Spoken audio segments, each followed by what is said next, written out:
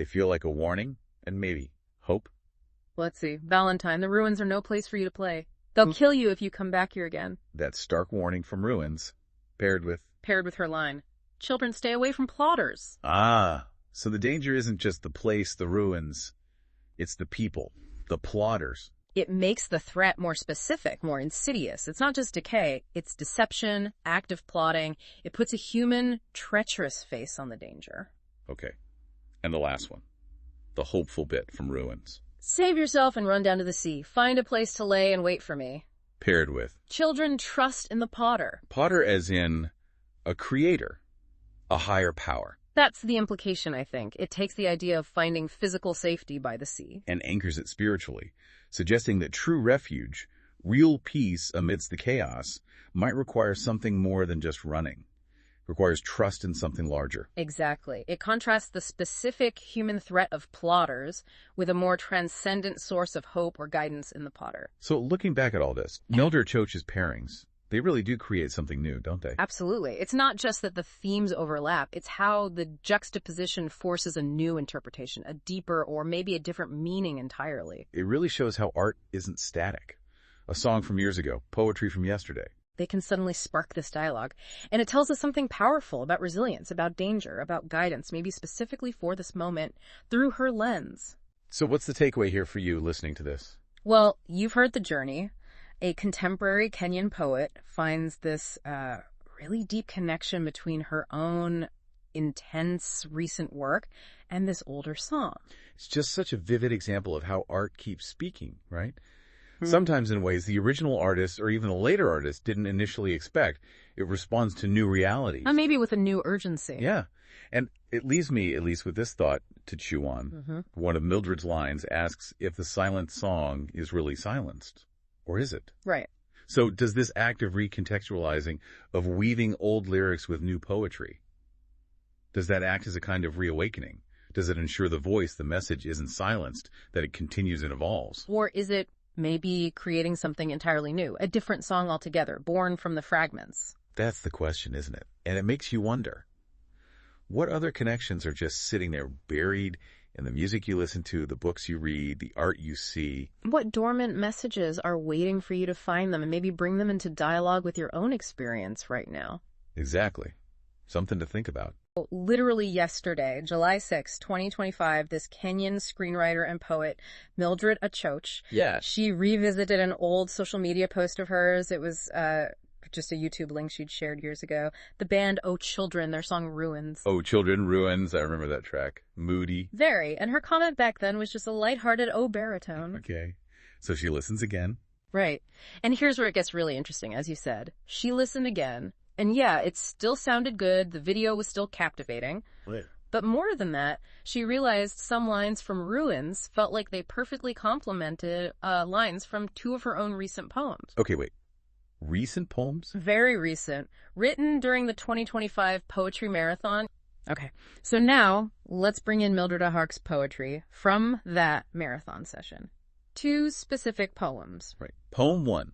It starts with this direct address. Children. Children swim underwater. Children break all the altars. What's the tone here? It feels very different. It's much more active, almost instructional, wouldn't you say? Urging action.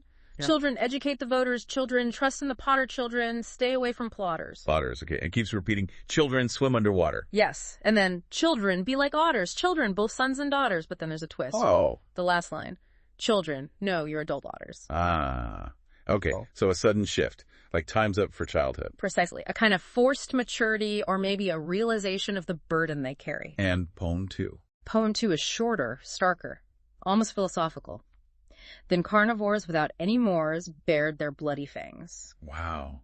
Carnivores without mores, that's brutal. Isn't it? And then the song he sang is now forever silenced. Or is it? Or is it? That question hanging there. Powerful stuff. If you think about it, these poems, they bring in this active element, instructions for navigating danger, and that carnivore's image. Yeah. It makes the threat feel very primal. Compared to the sort of generalized decay and ruins. Exactly. It sharpens the focus. And that question about the silenced song, it hints at something enduring, maybe. despite the brutality. Right, so now the magic happens. Mildred puts these together. Yeah. She doesn't just see echoes, she weaves them. Yes, this synthesis is where it gets really fascinating. Yeah. Let's look at her specific pairings. Okay, first one. She connects the personal despair from ruins. Valentine, there's no one left apart from you and I, with her line, children swim underwater. Yeah. So you take that lonely, almost romantic isolation, and you layer it with this instruction for survival. What does that do for you? Well, it suddenly makes the isolation feel less personal. Aww. Or maybe give the isolated person a strategy. I think so too. It broadens it. The swimming underwater becomes this necessary, hidden way to cope, to endure, maybe for a whole generation, in a world where connection is broken. A strategy for the vulnerable. Okay, that's interesting. It transforms the feeling, doesn't it? It does. Okay, next pairing. Bandits from the east have squeezed us dry from ruins. That specific threat again. Paired with, then carnivores without any mores bared their bloody fangs, from her poem. Okay, so the bandits become... something much worse. Primal, predatory. Exactly, carnivores without mores. The without mores part is key, I think. It removes any sense of, well, understandable conflict. It's just raw, amoral predation. So it takes the societal threat of bandits and makes it terrifyingly existential. A world stripped bare of ethics. Precisely. It leaves you in no doubt about how severe, how brutal the danger is. Okay, then there's the resistance part. From ruins that, out of the shadows, I'm cutting and screaming, protecting your honor section. Yeah, that very visceral, individual self-defense. She layers that with, children, break all the altars. Now this one. This one feels like a really significant shift. How so? Well, you go from personal defense, protecting your honor, to a command to break all the altars. Altars represent... what?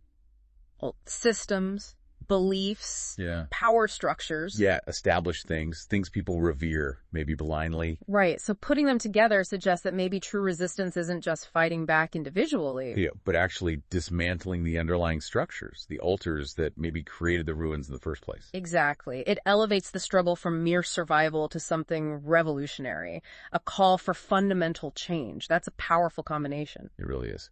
Okay, what about the acceptance, that numbness from ruins? I've got nothing to say, I feel fine, I'm okay. That detached feeling. She pairs that with her lines. The song he sang is now forever silenced? Or is it? Ah, yes. And she also linked it to the, you gotta run, run, run, run, run from ruins, followed by her, or is it? So that or is it just undercuts everything. Completely. It challenges that numbness head on. The song might seem silenced. The person might feel okay, resigned. But maybe it's not over. Maybe the song isn't truly silence. That's the possibility it opens up, isn't it? That even in silence, even in supposed acceptance, or even in frantic escape, run, run, run, there's a question mark. A flicker of doubt, maybe hope, or just the idea that silence isn't final. It suggests suppression isn't absolute.